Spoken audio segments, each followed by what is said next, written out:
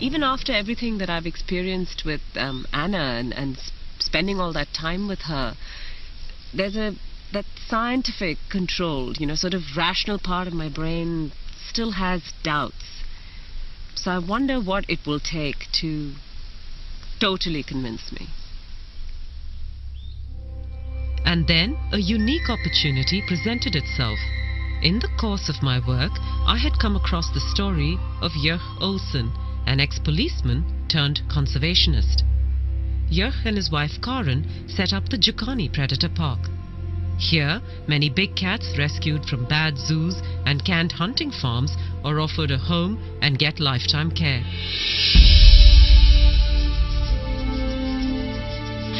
Jörg has a remarkable relationship with his cats, and he handles them in a way I have seldom seen before.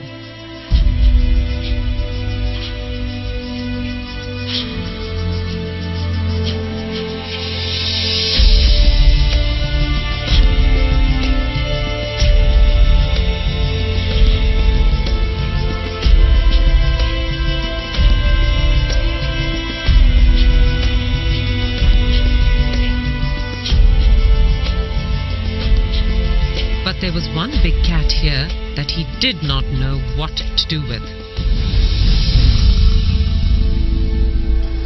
This black leopard, called Diablo, had been rescued from a European zoo where he'd been abused. That experience had made him suspicious and vicious. All he did was sit in his night shelter and snarl at anyone who came close to him. 6 months in, and Jörg was at a loss as to how to deal with this cat. That whole atmosphere there was a vibe of aggression and of I hate you and I will kill you. And the one encounter I had with him, he sent me to hospital 1 bite, 1 week. Here, I thought, was the perfect case. If Anna could get this animal to change his behavior and become well adjusted, then I would have no choice but to acknowledge that she was in dialogue with animals. It took me some time, however, to convince Jörg to bring in Anna. He's a dangerous cat. He's very, very dangerous. He's towards me and towards everybody else. In my opinion, the chances of an animal communicator changing that, it'll take a lot to convince me. I honestly do not believe that an animal can talk to a human or communicate with a human.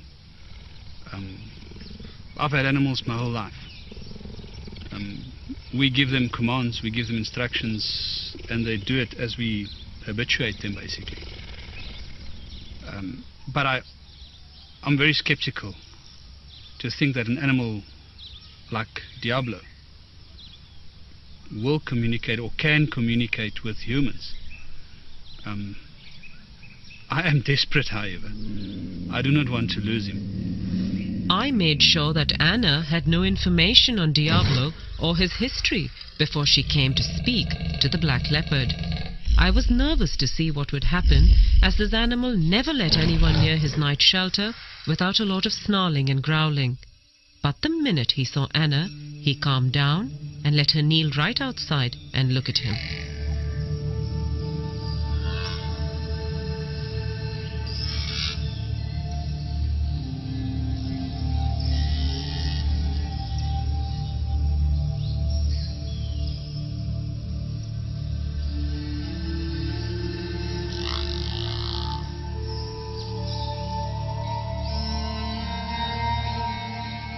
This beautiful black leopard that you've asked us to communicate with is very overawed by his new surroundings, having come from a very cramped and stressful place for him. That this place has been provided for him, but he's been quite conditioned by a very unfortunate past. He doesn't want much to do with humans as a result. He's immensely powerful, and I mean not just physically, which you well know and respect, but he's immensely powerful with a wisdom and an energetic presence and personality that is far bigger than anyone has ever appreciated about him before. And he commands a certain amount of respect for that. Again, not in a needy way, but really just by virtue of who he is as a being. There's a very particular thing about his name, Diablo. He wants that name changed because he doesn't like the associations with it, the blackness, the darkness, the diabolical. And when asking him about his past before coming here, he shows concern for 2 young cubs that were next to him. He's asking what happened to them with a great sense of care and concern. We actually forgot about that. When we went to fetch him, there was so much excitement about bringing him back here. It actually slipped my mind until she said, he asked about the 2 cubs, and then we've remembered there were 2 little young leopard cubs next door to him that came from Breytenbach, and they were sort of semi-wild. They weren't hand-reared, and it just slipped my mind. And when they talked about it, I couldn't believe. I actually did believe it. I mean, then I really believed that they were communicating. And she communicated with him, and when we spoke to her and she relayed all the information back to us, firstly I didn't believe her. It's things that anybody can think out, and you can think, And then she said something about the cubs that were with him. And that changed this whole thing, because now all of a sudden, that's something that she didn't know about. And I've also reassured him that you have no demands of him here, that you're quite happy to not make any physical demands of him or any expectations for display or interaction, that you're really willing to let him be how he wants to be. And that's given him an enormous sense of relief. Yeah. And having told him that has for the first time made him actually genuinely interested in now exploring a bit further. Now that he feels that he's not being asked to come out more, he's genuinely interested in being relaxed enough to have a natural curiosity come out and to actually expand his horizons a bit. And Jurg was just stunned when the black leopard walked out of his night shelter into the larger enclosure later in the afternoon. In the 6 months that the cat had been here, Jurg had never seen him out of the night shelter. He then decided to rename the leopard Spirit.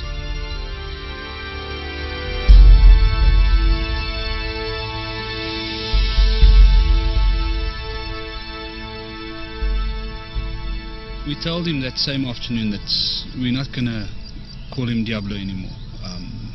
And we understand and we agree with that the diabolical side of it. That's not what he is to us. And we'd like to change his name to Spirit. As I walked to him, I thought, listen, he asked about the 2 young leopards. And I thought, well, I'm here now, there's nobody else here. I'm not going to look like a fool if he ignores me. I'll tell him what happened to those leopards.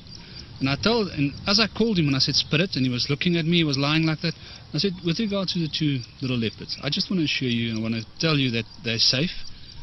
And I couldn't help it. I just said to him, wow, you're beautiful. Beautiful. Oh, that's mooi. That's mooi. And he gave me that, oh. And I thought, what's happening here? And I said to him, you understand what I'm telling you if I say to you that you're the most stunning cat? Oh. And I spoke to him and he answered me about 19 times. And he just sat there and he was totally relaxed. It's the first time since we had him that I felt at ease with him. I felt that he was relaxed and he understood me. It was, to say that I don't know what it feels like for him. For me, it was the most amazing moment. Later that afternoon, Anna came back to check up on Spirit and to see how he was doing. I'm asking him now about how he experienced the communication from Jurg through the fence. And he said it's the first time that someone has directly expressed to him verbally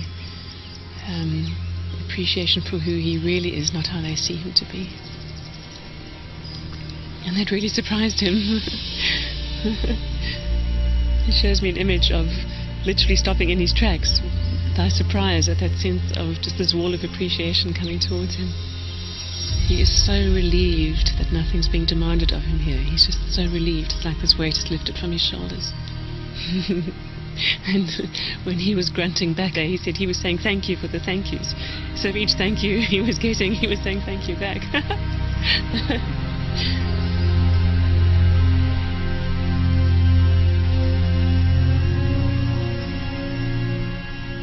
Is there anything you'd like to say about that feedback?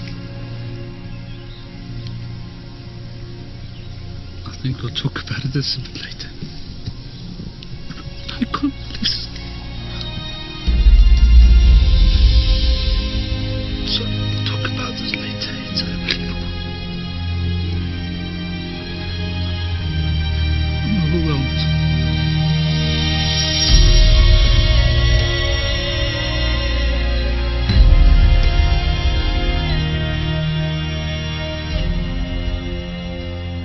It's two different animals. It's two totally different personalities.